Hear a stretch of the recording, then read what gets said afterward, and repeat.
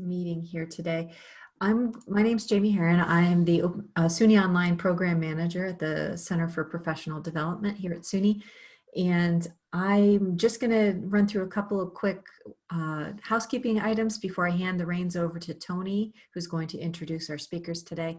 I wanted to let everybody know that we have closed captioning available for this particular meeting. If you would like to have access to the subtitles across the bottom of the screen, you can go down to the closed caption button on your menu bar and select show subtitles, and it will display the captioning as the speakers are speaking today.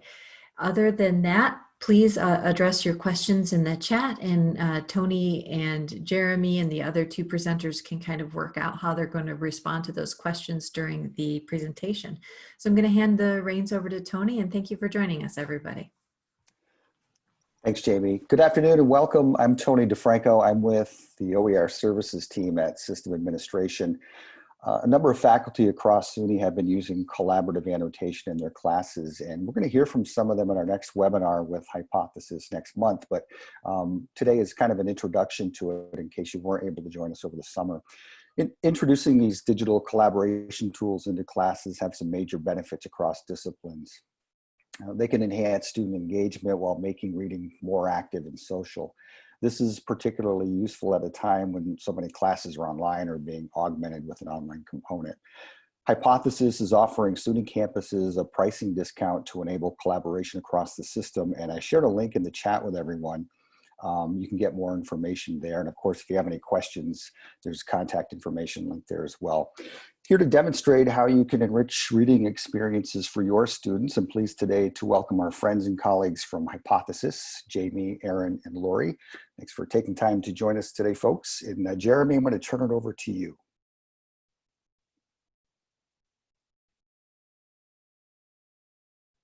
Thank you, Tony. And thanks for that lovely introduction to collaborative annotation. I'm going to go ahead and start sharing my screen. I asked in the chat where folks are coming from. Would love to know the schools that are represented and also the disciplines. And I'm going to also share in the chat a link to this deck. There are some resources within it that might be useful to you moving forward. Should you decide to adopt Hypothesis and start using it in the classroom, there are some links of even things you could send to students to introduce them to annotation, and for yourself to kind of start working through how to create Hypothesis activities for students in Blackboard. So there's a link to the deck that you can open now or make reference to later. And my colleagues Lori and Aaron are with me today in the chat. So if there are questions in the chat, they should be able to respond. So feel free to ask questions there. I'm going to go ahead and get started. As Tony was mentioning, this is a very unprecedented and sort of precarious time, I think, in higher ed, as so many instructors and students that were unaccustomed to certainly working fully online, but many probably not used to any kind of remote delivery.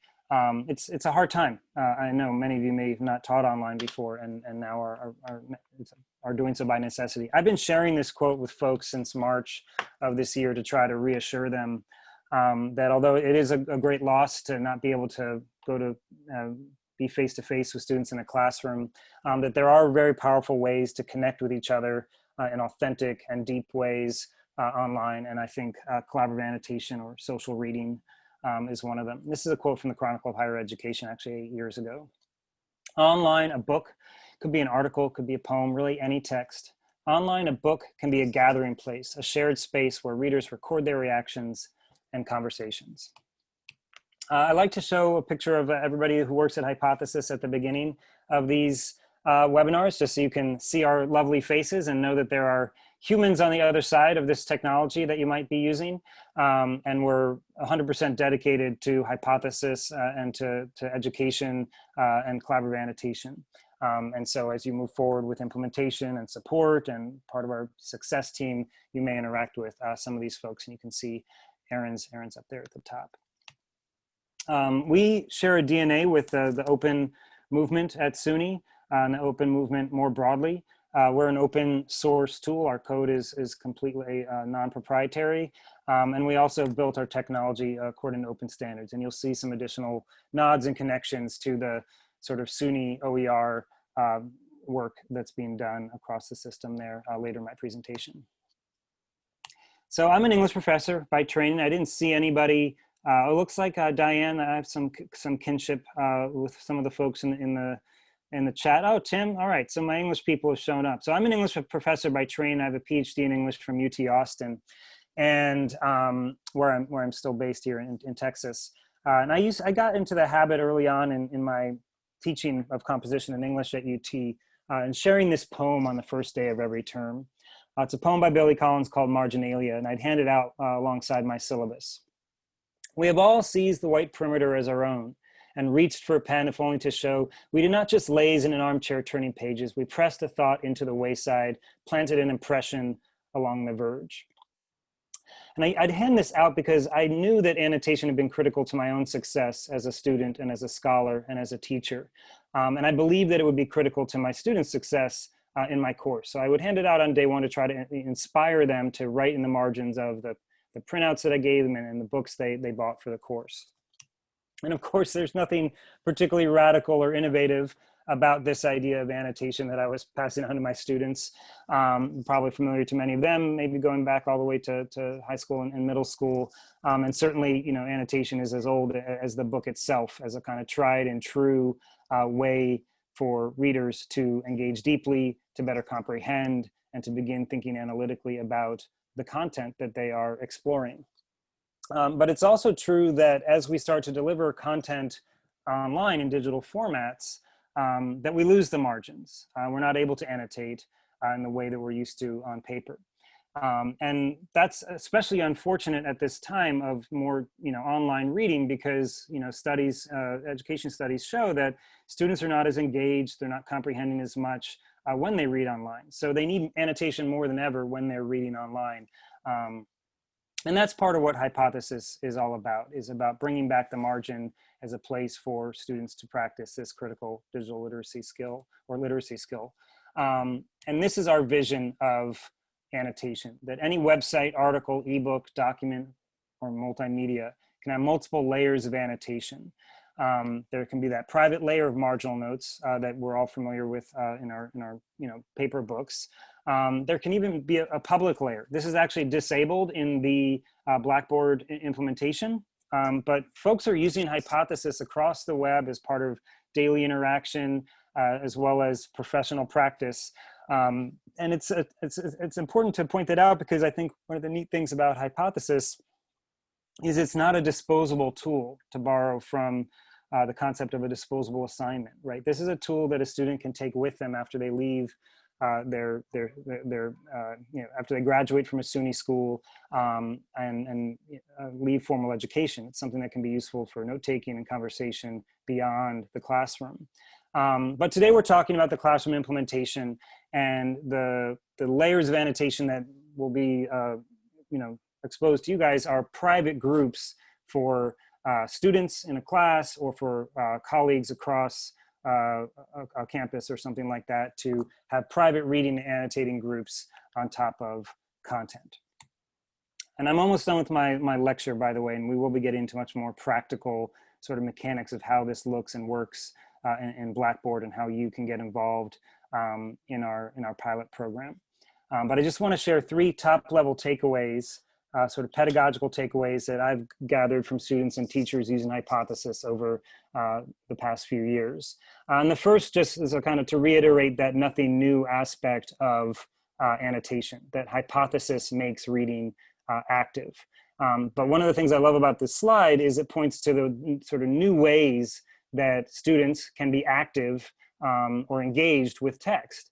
one of the really cool things about Hypothesis is the ability to use multimedia elements within annotations. Of course, when I annotate in paper books, I don't have a very nice handwriting, or I can't draw personally. And so it's just chicken scratch, right? But with a digital annotation with Hypothesis, I can bring in images, video, hyperlinks to other resources. So there's a lot of power in the annotation and the digital space that for many of us is not available, new ways of being active. As my colleague Nate Angel likes to say, every annotation is really just a little mini website that can have the full design and interactivity of any web page online. This one I think is kind of new, that Hypothesis makes reading visible. When I handed out that Billy Collins poem at the beginning of the semester, I didn't tell my students how to annotate. I didn't check that they did annotate. I didn't talk to them about how to harvest those annotations in some summative assignment. I just graded the paper 3 weeks later, right? And really what the paper was doing was bringing together a lot of processes that preceded the printing out of that document and handing it in officially, that were constitutive of the language and ideas that were formulated into the essay. And so one of the really neat things I think about collaborative annotation is it makes all those processes visible to the instructor. You can see your students engaging with the text. You can see where they may be misunderstanding something and help correct that. You can see where they may be particularly inspired by something and help nurture that line of inquiry.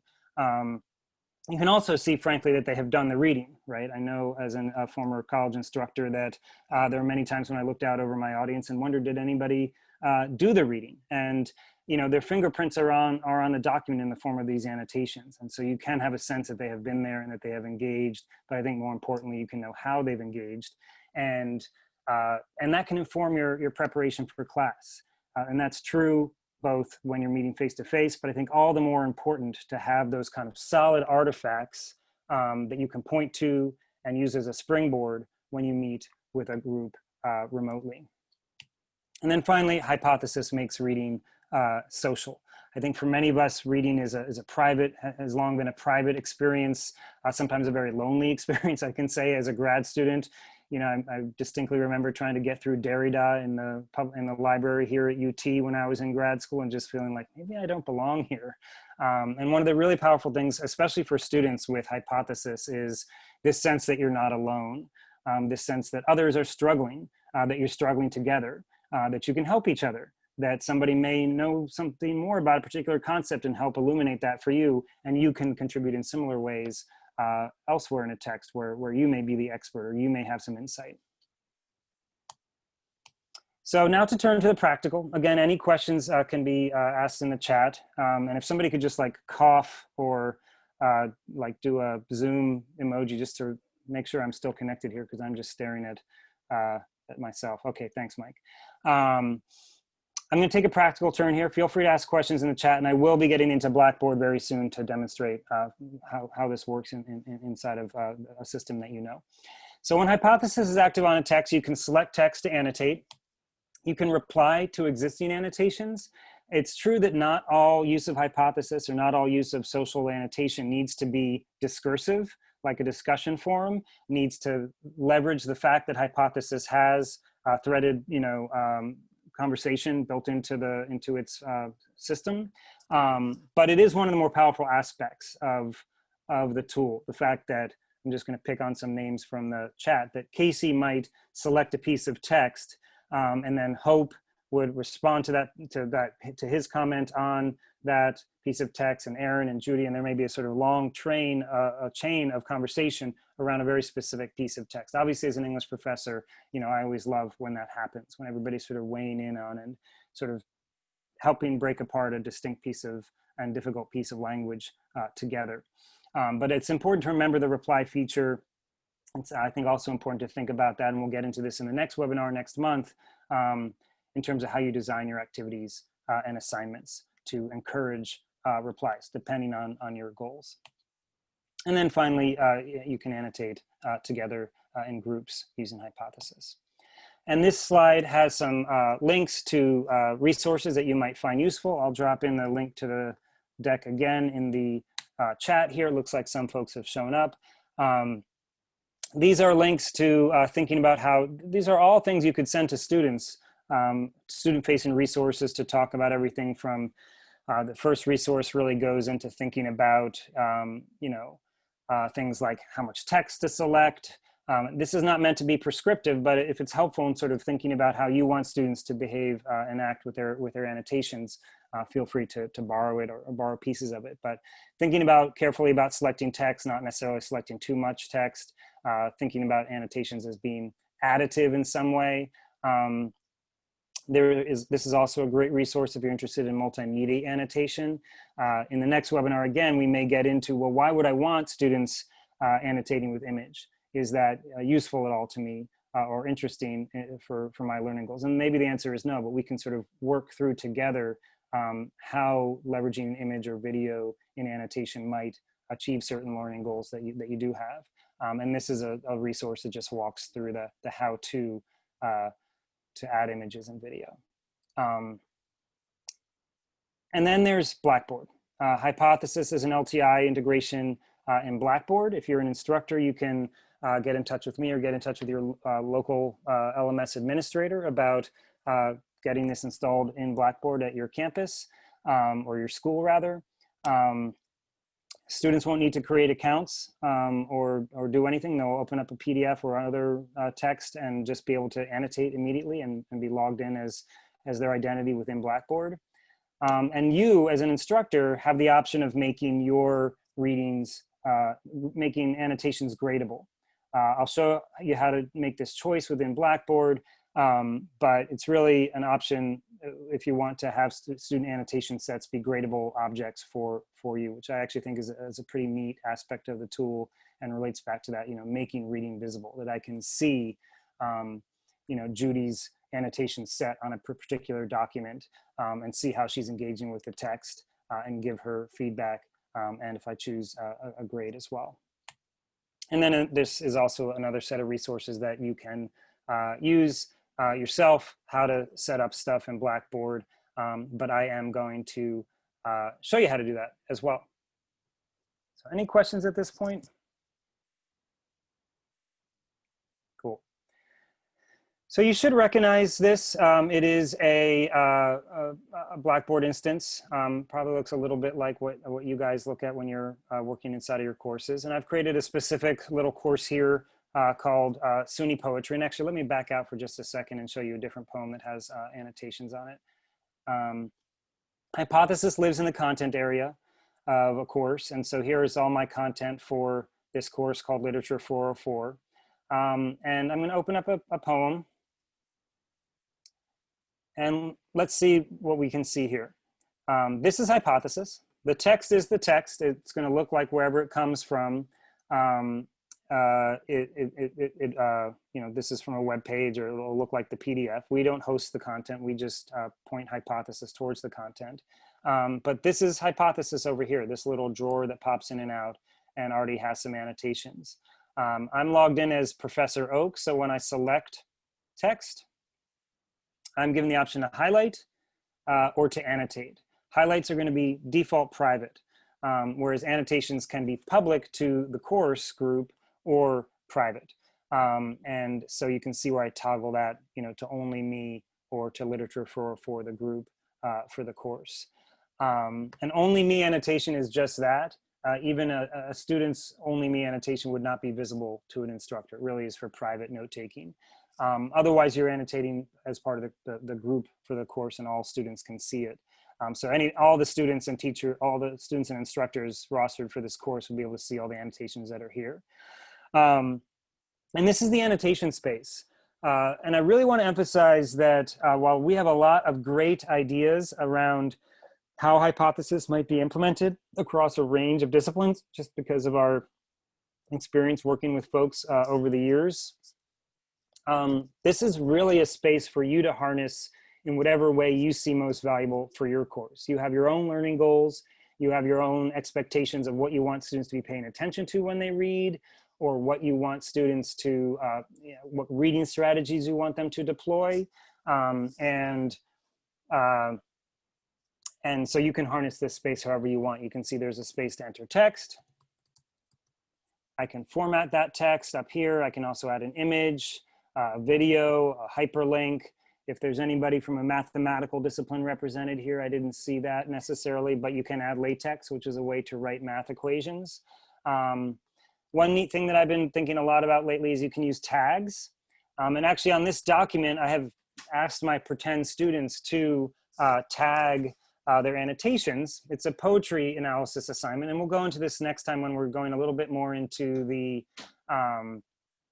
you know, the how-to and best practices. But in this poetry class, I've asked students to sort of approach the poem from a couple different angles. You can see the tags here. Some have used the imagery tag, some have used speaker, some have used diction. So I've given them these tags ahead of time to help them think through the poem, right? I'm asking them to identify certain things within the poem. If you're not teaching poetry, you might be able to imagine some other sets of tags, again, frameworks you want students to be using in their annotations, or reading strategies you want them to deploy, or specific elements of a text or themes of a text that you want them to find, highlight, and comment on. And the tag feature is a good way for them to be sort of metacognitively aware of that task by having to sort of say, I am making a comment about the speaker of the poem, and so I'm going to label it speaker. But then also when you come together in class, whether it's face-to-face or you know, synchronous but remote, you can then filter the text using this search bar up here. I can search for the tag. Imagery, and it will just surface those imagery tags. And now we can have a conversation about imagery in this poem, and different students can be called on to talk about what the images that they are calling out within the poem. And I can do the same for other tags as well. And this will show up in the gradebook. So I can now go and see a couple things here. That the student named Class Clown has just done one annotation. You know, we can say maybe the assignment was just one annotation, so then they've done fine. And they've done the tag, I can see that.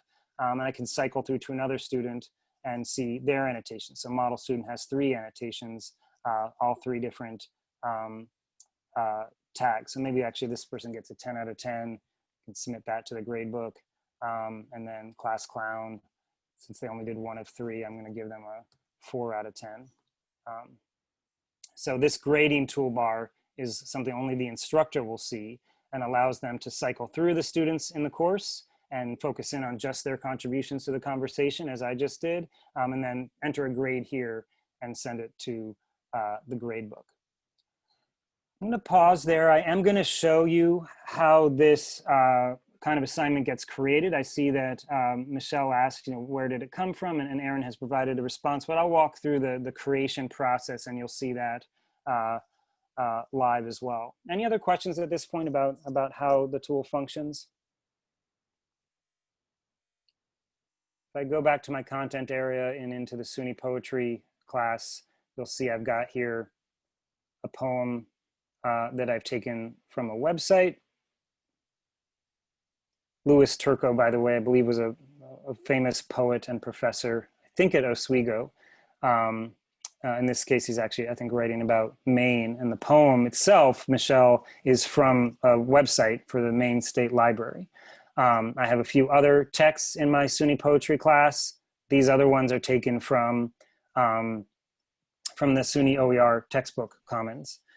So this is a chapter that I found there. And again, I've grabbed the URL for the chapter from the SUNY OER textbook commons, or whatever you call it, and it's annotatable here. So this is a chapter of a textbook from SUNY OER. That's a URL. The Louis Turco was a URL, a web page. And then this one is actually a PDF that I created from the SUNY OER commons of another chapter of that same textbook. So this is actually a PDF, and I'll show you how to create that in just a second. So let's go ahead and go through the workflow of how to create these assignments. By the way, I should mention that Oswego and SUNY Polytechnic are already piloting Hypothesis, and that SUNY Finger Lakes is now in production. So there are some pioneers in the SUNY system that have already moved forward with using Hypothesis in the classroom. At the next meeting, we are going to be talking to, in fact, I'm going to stop talking and just let those folks talk. Representatives from all those campuses that have been working with Hypothesis share their usage of the tool. And they're going to represent a wide range of disciplines. So folks from the sciences and the humanities and everything in between. I think we even have a math person coming, which is always, that's the one use case I don't always totally get, but there are a lot of math people using it that I just haven't wrapped my humanities brain around yet. So how do I create these artifacts? Well, Hypothesis lives in build content within Blackboard. So I can go to build content, and then here Hypothesis has been placed by my friendly neighborhood LMS admin. And I will create a assignment here. And I forget the name of the poem that I was going to create, so I'm just going to give it a name for now. I can put something in the description if I want to have a message for students, like I want you to tag. I want you to look for 5 things: imagery, diction, speaker, setting in this poem, and use those as tags. So I can write something in the description here. I don't use this at all. So even though you are technically kind of pointing to a reading or a text, you don't use this attachment section within Blackboard. If you want it to be graded, this is where you determine that. You have the option to either enable evaluation or not. So I'm going to go ahead and enable evaluation for this one. I'm going to make it out of 10. And I'm going to submit. And this is the first step. I've created this shell of my Hypothesis reading assignment. Now I need to open it back up. And I'm given a choice. So Michelle, to be very concrete, this is where you point to your reading. And you have 2 options. One, you can enter a URL, which is how I got that Louis Turco poem and how I got one of the chapters of the SUNY OER poetry textbook. I just enter the URL, the web address. And the other option is to go through Google Drive. But first, let me generate the URL pathway. And then I'm going to grab this poem from the Poetry Foundation by Charles Bernstein, drop the URL in here, click submit. And once my computer catches up with me, it'll show me the poem, and here's Hypothesis. No annotations are on it yet, but it's ready for action.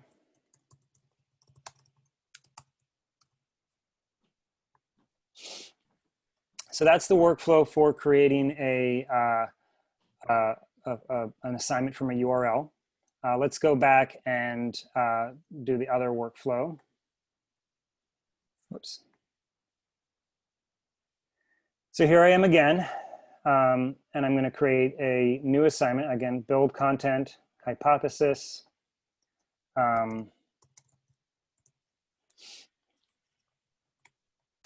Give it a name, and I could add description.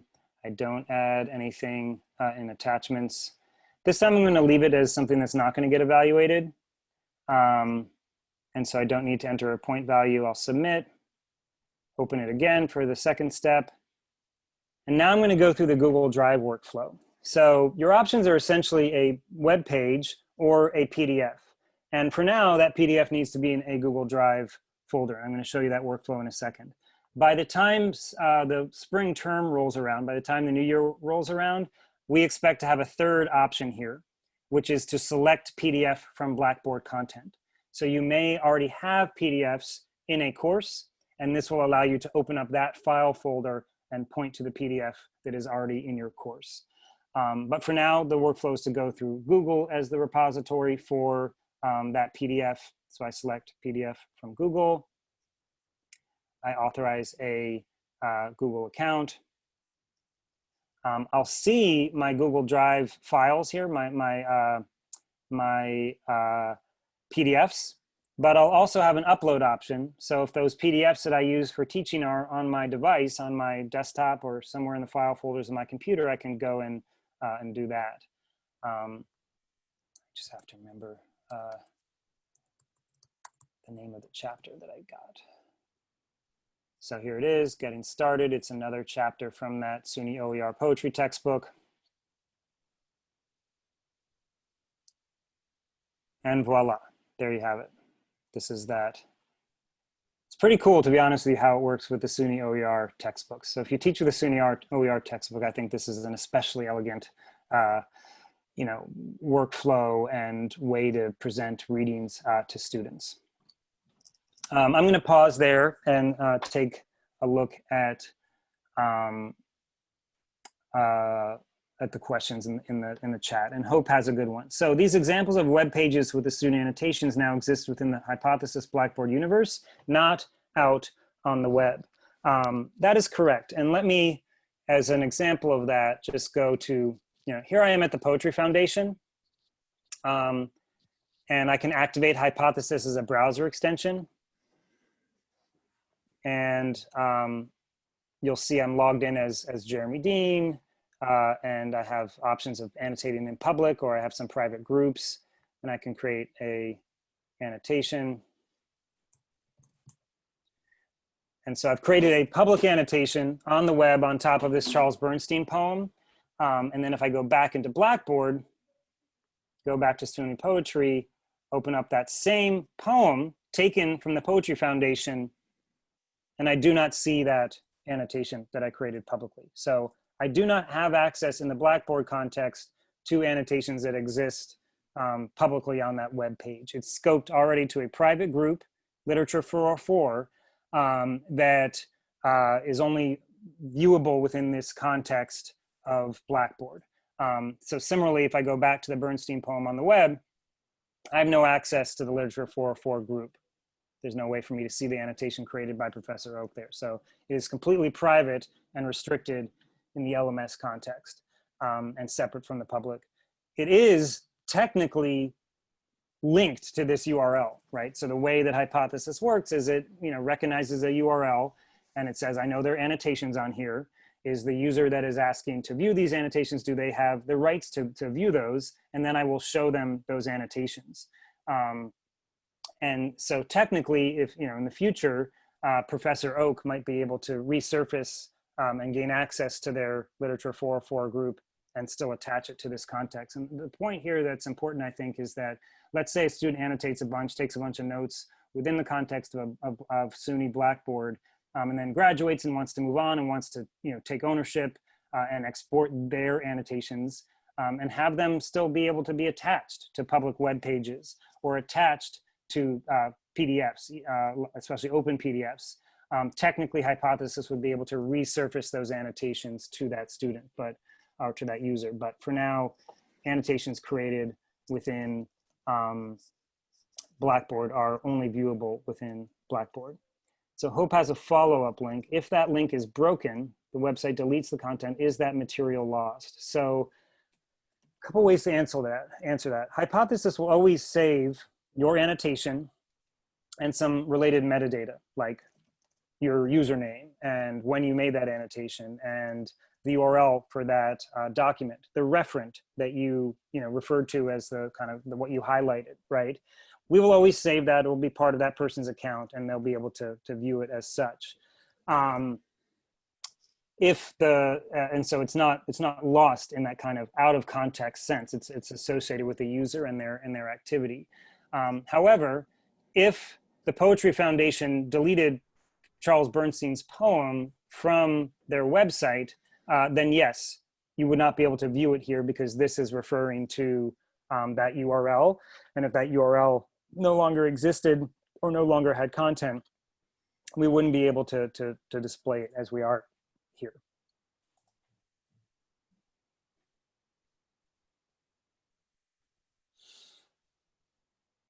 So some more great questions.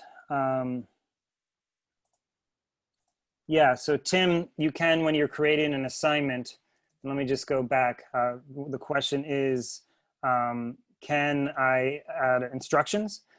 So let's just say I wanted to add instructions to this Louis Turco poem. I can go in and edit, or I can do this when I'm creating the assignment. If I go in and edit, and then down, and then here I can say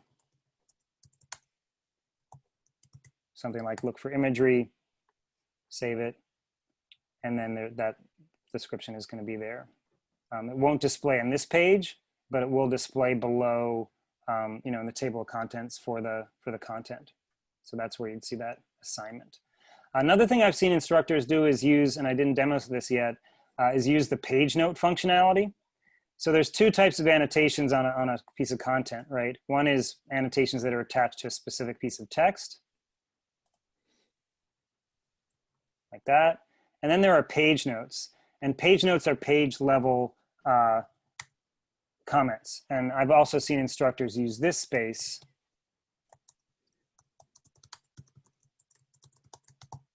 as a place to put an assignment.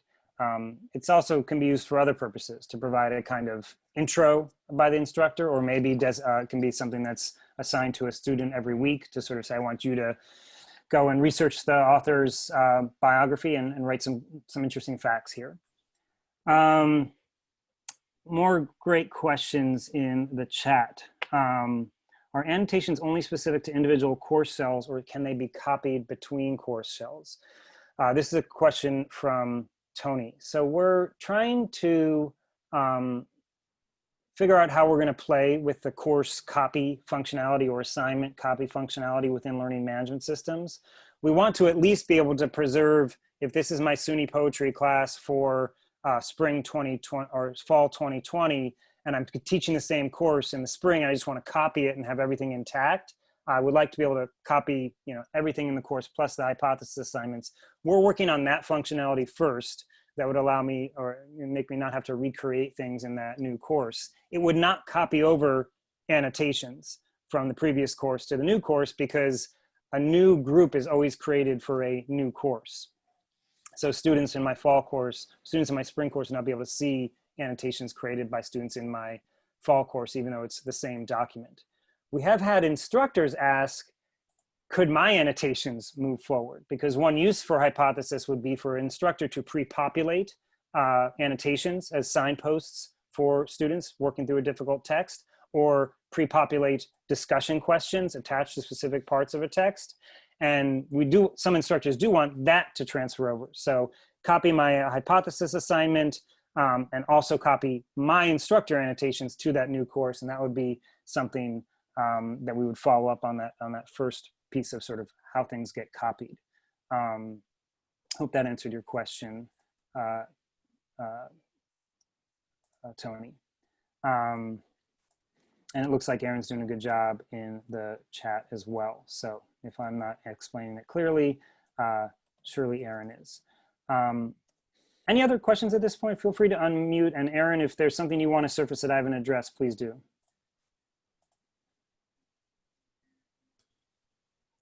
No, I think you're doing a great job. I don't have anything to add. She has to say that. Thank you. All right, let me just round this out, and we'll have some times for questions at the end here. So hypothesis pilot program. The headline of the deal that we're offering with for SUNY is that the first 20 pilots to sign up by November 15th will be free of charge. Normally pilots are $2K, and so any SUNY campuses that are interested in piloting can sign up before November 15th and have a spring pilot for free. And in fact, if you sign up today, we're happy to turn hypothesis on and begin training and whatever else might be useful to you as part of your pilot immediately. So essentially sign up today, get access today, get our support and our training today, and have it through June of 2021, all free of charge to the first 20 SUNY schools. So I know there's already some people some schools lined up. So if you're interested, feel free to, maybe Tony can drop that link in again, where we have a website set up for SUNY specifically, where you can request more information, express your interest, and you can also reach out to this address, and somebody will be in touch about getting you set up. If you're an administrator at the school, or there is some paperwork that, even though it's a free pilot, we would want to have in place. So just be aware that we'll do some lightweight sort of exchange of paperwork before things are official. But first 20 pilots in SUNY, free of charge. Very excited to be collaborating with folks across the system on this. And there's some, as you'll see in a month, There are some folks that have been using Hypothesis at some of the schools, and they'll be sharing their experiences as part of our best practices webinar in November. What does the pilot include? So the pilot, we have over 150 schools piloting this fall, and we expect to have more piloting, more than that piloting in the spring. So it does not come as a surprise, especially in this moment of increased remote teaching and learning. Hypothesis has been very helpful to folks across the world, and we have a number of schools that are piloting with us, including the SUNY schools that I mentioned earlier. The pilot includes technical support. We have a knowledge base that's self-serve, but you also will have be prioritized in the queue for our support staff, and we do provide tier 1 support for instructors and staff as part of the pilot. You'll also, I should say here, and I don't know if it's said later, you also will have our ear as part of the pilot about what features you are most interested in. So, our pilot partners are really deeply inform our product roadmap. So if it's something that you're interested in contributing and even seeing early prototypes of, it's an exciting opportunity to help drive the product and drive the sort of what social annotation looks like for teaching and learning. We also provide pedagogical support. So everybody on my team, Aaron, Lori, are all former educators, have classroom experience at various levels and various disciplines. That's been a criteria for my hiring and continues to be, that everybody in our company on the education team has been in education formally, not just as a student, and knows what it's like to stand up in front of a class, knows what it's like to design a course and to build assignments.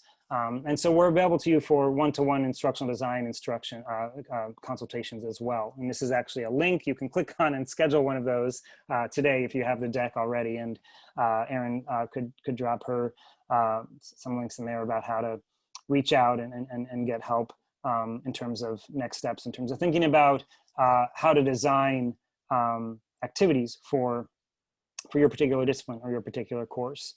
Feel free to reach out and get that kind of support as well. And then finally, as with this partnership with SUNY and the series of webinars that we're delivering, including the one next month, we're very interested in cultivating and maintaining community around annotation across disciplines at a campus or a school, across a system like SUNY, in a particular niche, I don't want to say niche, but in a particular application, say within OER, across campuses, across the world. We're trying to build connections between users who have similar interests and help and be part of those conversations, help occasionally be part of those conversations. And we have a number of ways that we're building out that sense of community and collaboration. And one of them is that you should check out is our weekly or bi-weekly Liquid Margins show. So every other Friday we meet with some user of Hypothesis. Maybe it's a disciplinary focus. Last week it was actually on student success, on the issue of student success and kind of student success programming and how collaborative annotation can be especially helpful in that kind of a curriculum and course. So we have a number of ways to connect with us as part of the annotation community. I think I'll stop there with about 15 minutes left to see what other kind of questions are out there. And I feel like I haven't heard anybody else's voice except for Aaron's for 42 minutes. So if you want to unmute, I welcome you to. The next, happy to answer some more technical questions, dive back into Blackboard, show you how to do something that you might have missed. Also happy to start hearing about use cases, what your discipline is and how you think Hypothesis might be useful in your particular application.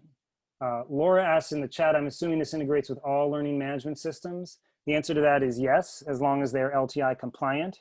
I did see a question earlier about Google that I failed to mention. We don't integrate specifically with Google Classroom, but Blackboard, Canvas, D2L, all the major LTI compliant LMSs, and we are working on Google Classroom.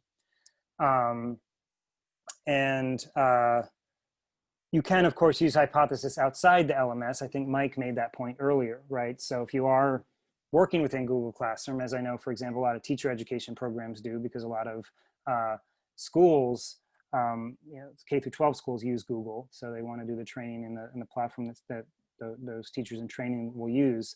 You can use Hypothesis, as we call it, in the wild. That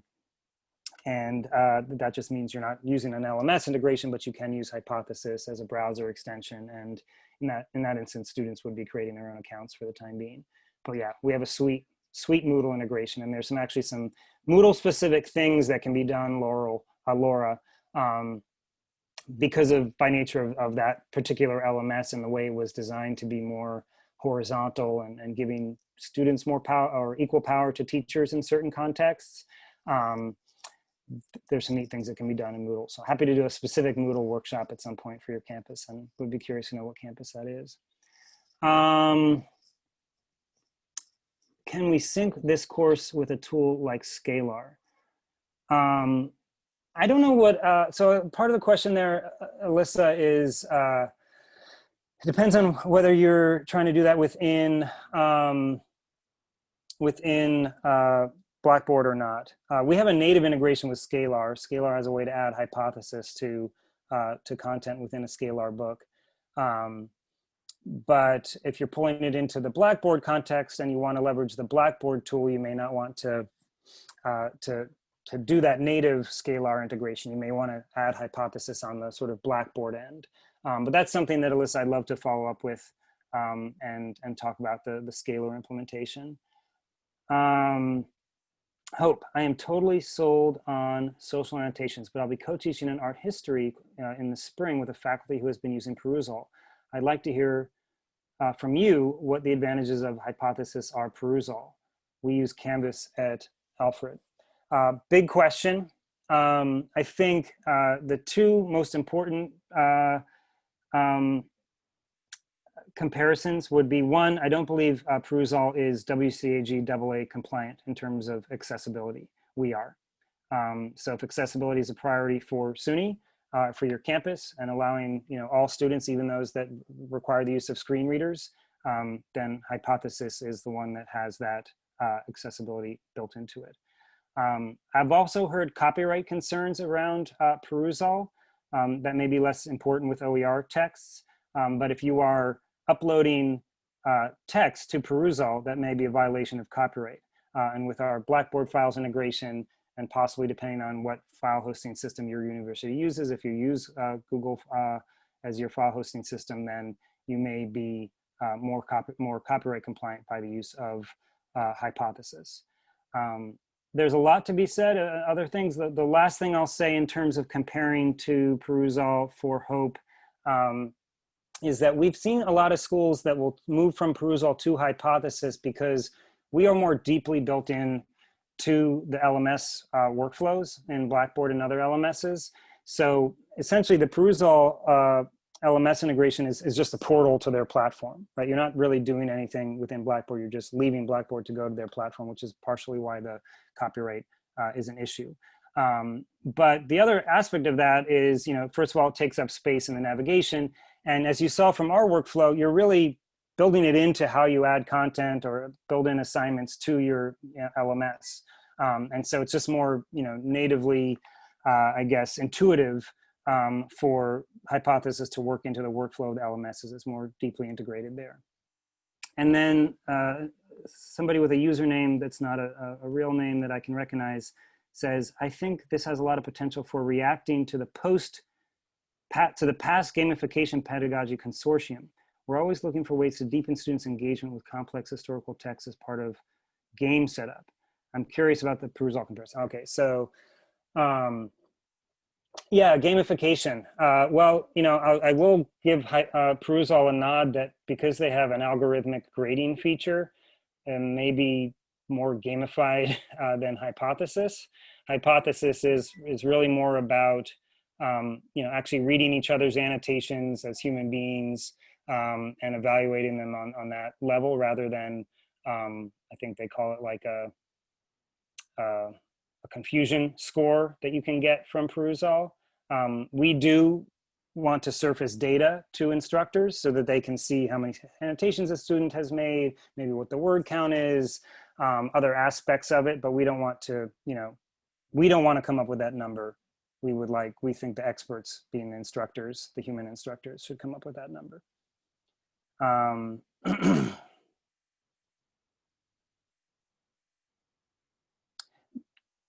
The only other thing I would say, Hope, in terms of your decision between Perusall and Hypothesis, and they are quite similar, and they're both social reading tools, is that if you're teaching a proprietary textbook that you can buy through Perusall, that is one reason to go with Perusall, because Perusall makes money by being a marketplace for textbooks, and if the textbook that you are teaching with is in their store, then that's a pretty clean, straightforward integration. And indeed, we may not have access to that proprietary content if it's in some kind of ebook that that is sold through Perusall. So I would just add that to your conversation with your colleague as you're deciding.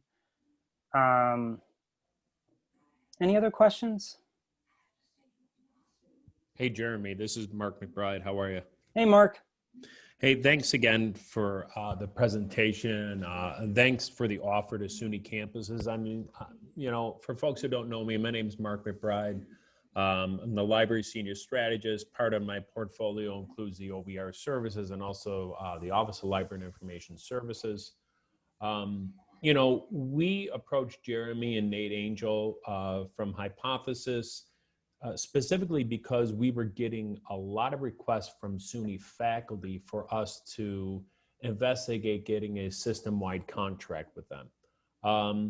As you can imagine, you're all feeling this impact probably much more than we are. COVID-19 has certainly put, has pumped the brakes on any notion of going out and getting a system-wide deal with anyone. But Tony and I worked with Jeremy, and Jeremy came back with what I think is a fair offer to our campuses. So if you do want to, pressure test Hypothesis, bring it into your classroom. I mean, I love the conversation you have with Hope. Hope has always been a couple steps ahead of the majority of us at System.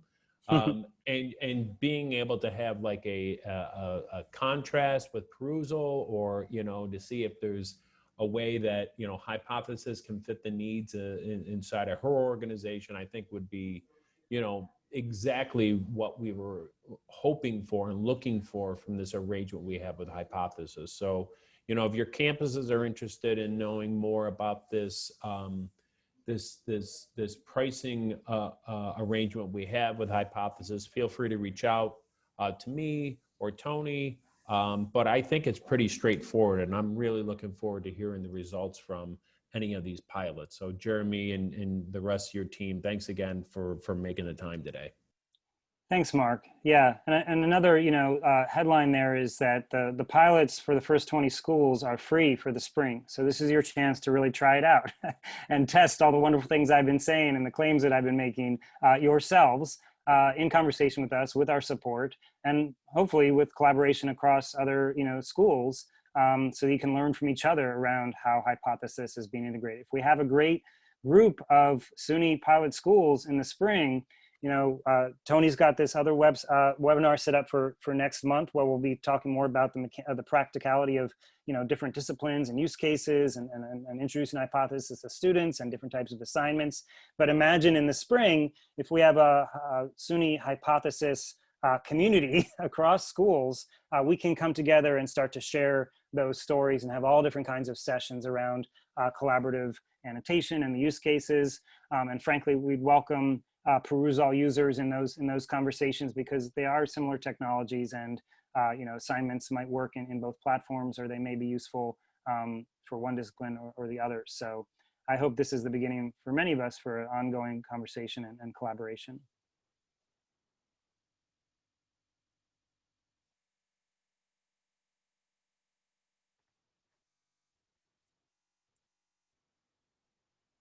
So I'm just going to quickly check my email to remember exactly when the next webinar is, so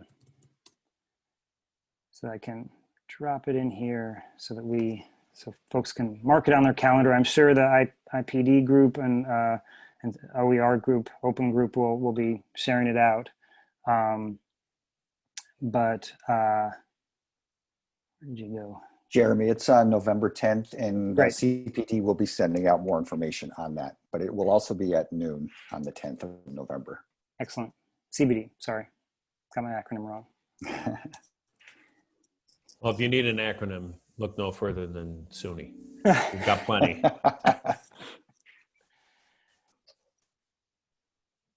Great. Well, it's been a pleasure to hang out with you guys this morning. And I look forward to our next section, November 10th, same time, same place. And again, we'll be getting a lot more into the weeds of how one can turn around and use this in the classroom. So please get in touch with us if you're interested in the pilot, education at Hypothesis, and we look forward to hearing from you. Jeremy, this was great. Thank you so much, and thanks to everyone who participated today. And thanks, Tony and Jeremy. This is Jamie again. I posted the registration link in the chat. I just did it again in case Awesome. people missed it there for the 10th. Thanks so much, everybody. Have a great afternoon. Thanks, everyone. Yeah, Jamie, thanks. Thanks again, Jeremy.